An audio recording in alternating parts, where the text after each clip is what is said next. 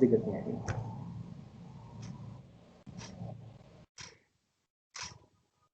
Good evening, viewers, and hello. You are watching the Indian Valor, and this is Himanshu Nirban. And today we are joined by our special guest, who is one of the most experienced and decorated generals of the Indian Army on the eve of 50 years of 1971 war. He is Major General Amitabh Joshi, sir, who is he's a VSM, Vishish Seva Medal, and he has been decorated with 4 times of the Chief of Army Commendation Card. And other than that, sir has served in various areas of the insurgency hit areas in India. It includes the area of Jammu and Kashmir, Punjab, and the northeastern states. Sir also commanded an infantry company in Sri Lanka at the time of Indian peacekeeping mission. And Sir was also influential in having a peace pact or a peace dialogue between the insurgents of the insurgent groups of the northeast states and with the state government and with the central government. So, sir, welcome to our show. Thank you. So, sir, first of all, wishing you a very happy Vijay Divas for the 50 years, 50 golden years completing on the victory of East Bengal. Thank you. And this victory is not my alone. It is a victory of our country and our army, great army that we have in our country. So, sir, today our session will be on India, Pakistan, and in China, India and China scenario. So, sir, first of all, my first question to you is that, sir, has the UN been successful in resolving the India and Pakistan issues after independence? UN has been successful in resolving the Kashmir issue. Well, we all know what has happened recent past, last year. You see, first time the issue of Kashmir, which went to UN, was in immediately after independence of both the countries. And on 20th January 1948, UN passed the 39th resolution, as it is recorded there, for looking after this aspect of Jammu and Kashmir between India and Pakistan. This state of Jammu and Kashmir, which you are very well aware, was earlier ruled by the King of Kashmir. Yes, sir. And during partition, though he wanted to remain with India, but Pakistan army raided Kashmir, and that's how the whole thing snowballed into a skirmish, a war, and so many people were killed. Our Kashmiri brothers were killed, women were raped, and lot of arson and lot of loot took place. But then Indian army reached there in time and had taken over the area and could maintain peace and tranquility, and system was restored in that particular state. And thereafter this issue, some part remained with Pakistan, some part remained with China. Later on, some part of Aksai Chin was ceded. Shaksgam Valley was 5,180 kilometers to be precise. That area was given to China in 1963 by Pakistan. Some area still remains with Pakistan, something like approximately 72,000 kilometer area still remains with Pakistan. Approximately 15,000 plus square kilometer area is in the form of Aksai Chin and Shaksgam Valley is with China. So now there are three countries who are having stake on the state of Kashmir: India, Pakistan, and China. Now, having understood what is all this Kashmir issue is all about, the question that you asked was UN role. Yes, sir. That time in 1948, the UN created a commission which had one member of Pakistan, one member of India, and one of UN, which was to resolve this issue. But resolve was to take place. The situation and the issue was to be resolved in a manner conditional. That condition was one. First condition was that all the troops of Pakistan should withdraw from the area of Jammu and Kashmir. Only very select few troops, about 5,000 or so, were troops of India should remain over there to maintain peace, because India was given more kind of credit as far as the behavior of a country is concerned, rather than Pakistan. But this never happened. So this plebiscite which we talk about never took place, because the first condition of plebiscite was that army should not be there, so that when somebody will say that we were forced to vote on this side or that side. That being the reason, it was to be denuded of army, which Pakistan never did. That's why this aspect of UN resolving the issue never happened. The UN were to resolve it by plebiscite. Plebiscite never took place. And today we talk about why plebiscite did not take place. Because Pakistan did not remove its forces from the part of Kashmir that was occupied by Pakistan. So this is why when we talk about what was the role of UN, thereafter it changed on, and many a times UN party visited Indian occupied Kashmir, Pakistan occupied Kashmir. In fact, they formed a UNMOGIP, as it's called, UN monitoring group of that is there. Today also it is there. In Srinagar, there is an office of UNMOGIP where the UN officers sit, and there are some Indian Army officers are also there to help them out. So is the UNMOGIP in Pakistan. And they are monitoring the situation, but then a resolution has never happened. They are only monitoring the situation. The resolution has been done by our Prime Minister and one of the best leaders of today, Mr. Modi, by removing this 370. And that is what the resolution which was we were looking forward to. It has happened. That's good. The role of UN is slightly yeah. So, sir, my next question, depending upon this scenario, is like after the removal of Article 370 by India, now Pakistan issues a false map claiming Jammu and Kashmir and Junagadh as their own part. So, how should India respond to Pakistan now? You see, when you are unable to do anything about a particular issue, then you have to show your just to save face, as they say in English. You have to do something. So this is what Pakistan government and Mr. Imran Khan, Pakistan Army is trying to do this face saving act. And in that, they have said, okay, we will do this and we will do that. Just by passing a resolution, today I claim that New York is mine.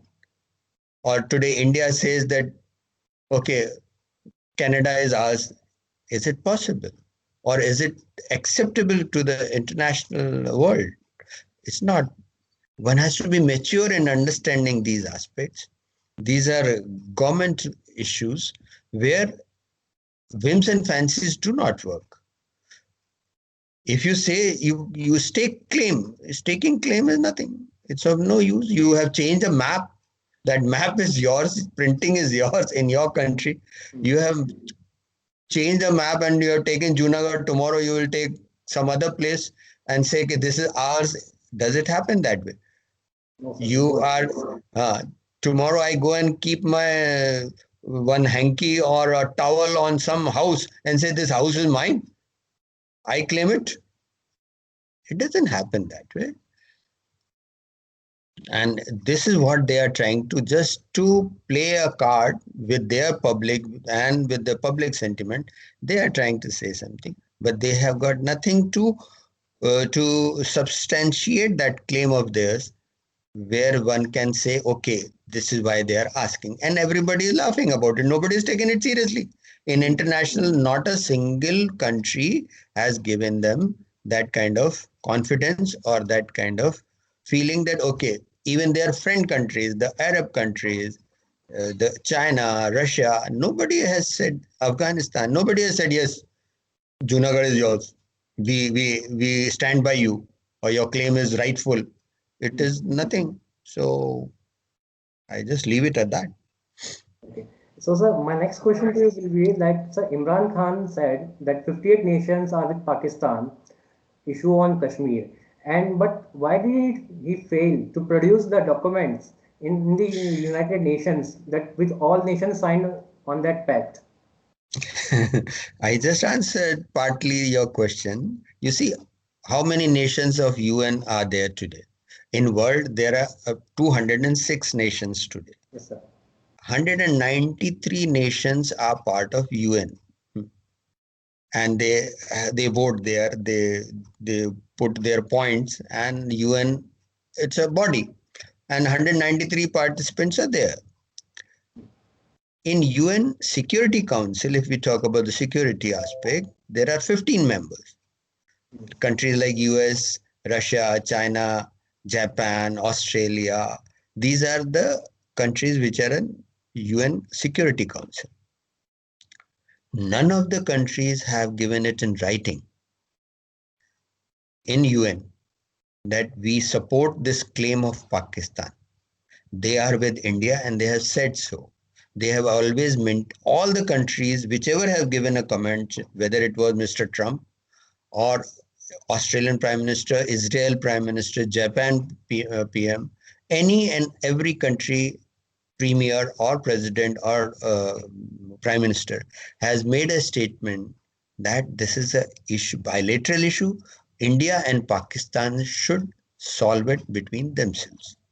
So this is how we should look at it, and we shall not get unduly what they are claiming. They may claim anything.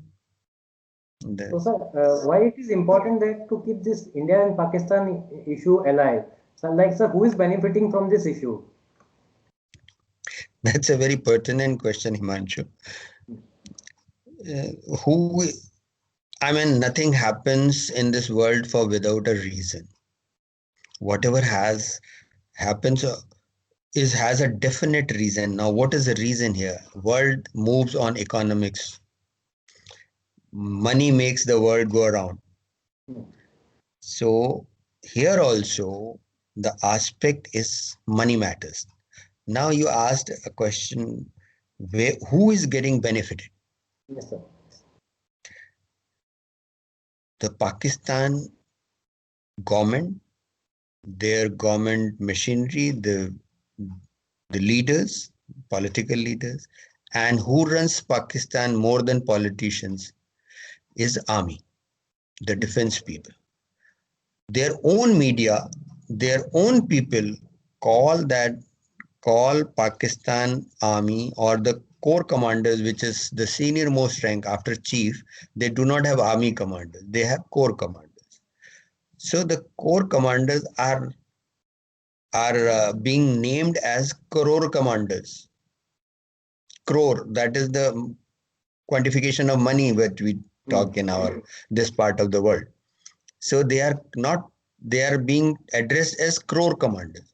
There are 57 cases which are going on for senior officers of defense forces, embezzlement of money.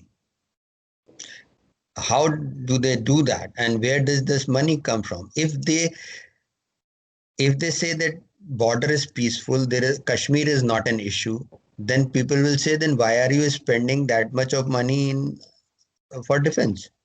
If India is, there is a peaceful border with India, Kashmir is peaceful, then there is no requirement of Pakistan army being given the highest amount of budget, which is the which is more than their healthcare, more than their education, more than their infrastructure development. The defense budget is highest. In terms of comparable, that it is can be compared in developed countries, Western world, where the money is more, so they spend much more money. Like in US, $761 billion is their defense budget. After that is China, $263 billion, and Pakistan ranks in comparison, not in terms of money amount, but when you percentage comparison, it compares with such like countries. Everything is imported either from China or from some US. Now, US alone has given them some $63 trillion aid from 1947 till date. So if there, it is in the interest of Pakistan military as well as Pakistan leadership to keep the issue alive so that they can keep getting this dole and keep swindling that money. The amount of property these people have got, you will be surprised if you search. I don't have time, and this is not my subject to tell you here, but one is very clear that amount of money these people have got in various banks outside country is tremendous. All the big business, transport, construction, medicine, ship running, air airlines, these businesses are being dealt by army officers in Pakistan. Are you aware? Yes, sir, I am. Yes. So this is the point. They are only into this aspect, and they want this money to keep flowing. That is why this issue has to be kept alive. So, sir, what is the best possible solution for the India-Pakistan issue? Will it be a diplomatic issue or will it be a military issue? And will it be a military and will it be a diplomacy? So, how will we this going issue is going to resolve, sir? That is a crystal gazing part of it. But if we see in history, never a issue has been resolved only by military force. Whether it was First World War, Second World War, any other war which has happened in history before the First World War. One country attacks other, one country wins, other country gets defeated, but the solution doesn't happen. Solution will only come when people give the mandate. People will give mandate only when the political process takes place. Even any of the today, most of the countries from aristocratic model or the king model or the uh, uh, dictator model have gone down to democratic process, democratic model, where there were dictators ruling for hundreds of years. The kingdoms were there, aristocrats were ruling that country, where it was China, Russia, countries in Arab. They are going slowly and steadily. They are moving towards democratic process. Similarly, here, even if we have a military solution, military is used to bring the incidency, bring the environment, bring the issue to a particular level where two people can talk. If the two people are fighting, they will not be able to, they will not talk. So idea of military is only to bring them at a place where they can put their mind together, sit and talk. So till the time we have a political solution, till the time we have a diplomatic solution, this issue is not going to get resolved militarily. So, sir, like my next question to you will be, sir, what are your thoughts on Pakistan issuing order to seize the assets of the banned outfits in Pakistan, which are being banned by the United Nations Security Council? So, which includes Jaish-e-Mohammed, Lashkar-e-Taiba, Jamaat-ud-Dawa, Hizbul Mujahideen. So, sir, how will you take it? Is it a positive move from the Pakistani government? There is something called FATF, Financial Action Task Force. It is an international body which decides that how the money is moving, it's in order, or some country is trying to play other country out, things like that. Hmm. Now it issues a list of clean countries, black countries, grey countries. The Pakistan has appeared in grey list of FATF for last many years, and still it is. That means that Pakistan financial uh, dealings, government, that is the government dealings financial, are not clean and clear, and they this body has been formed post the 9/11 of US, once the terrorism issue became very large.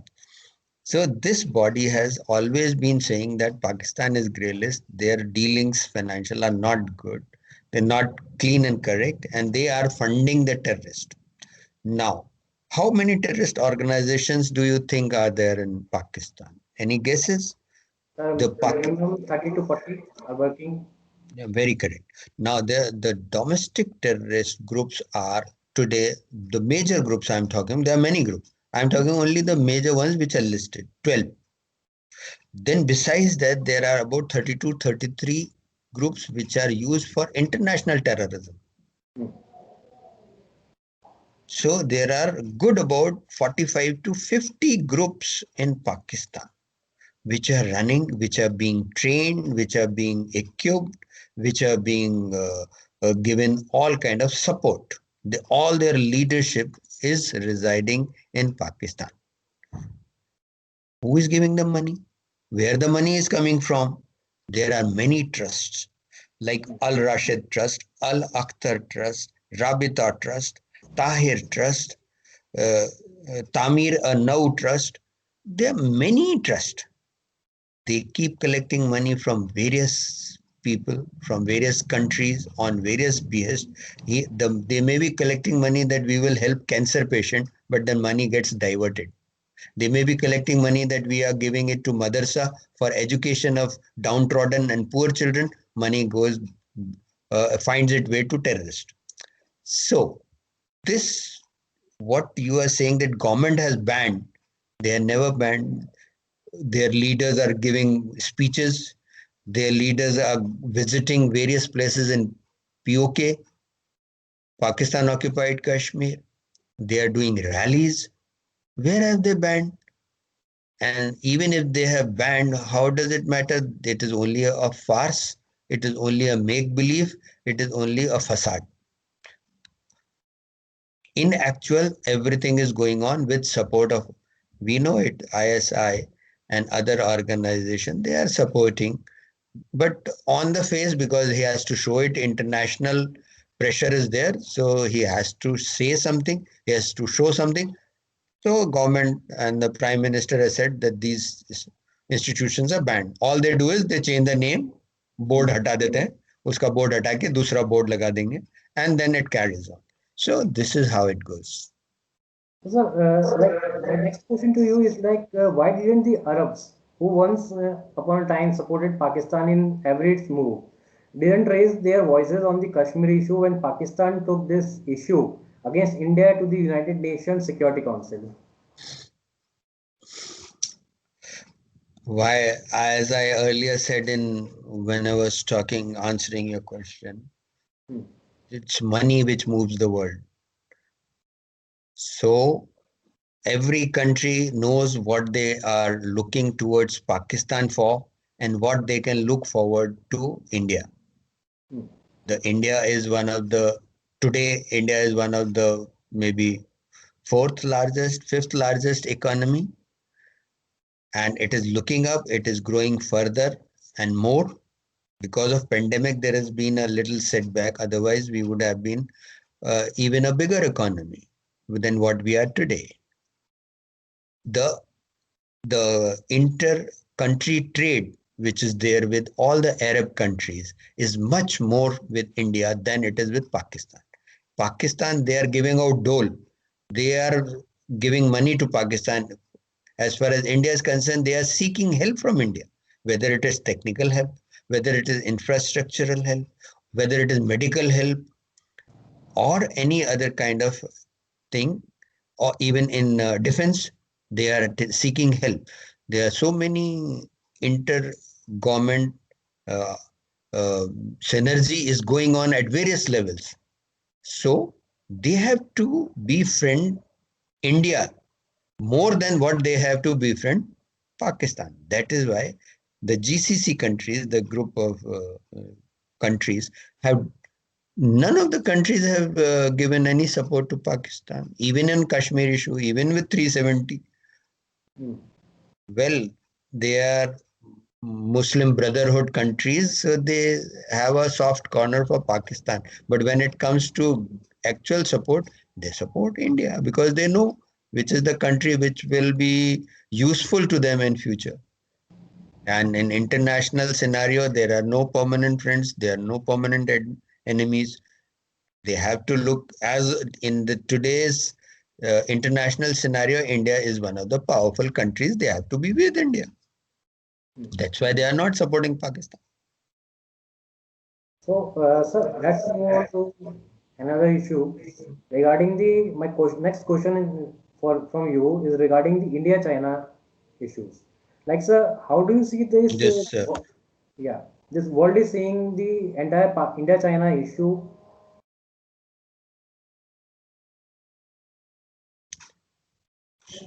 switch off the recording.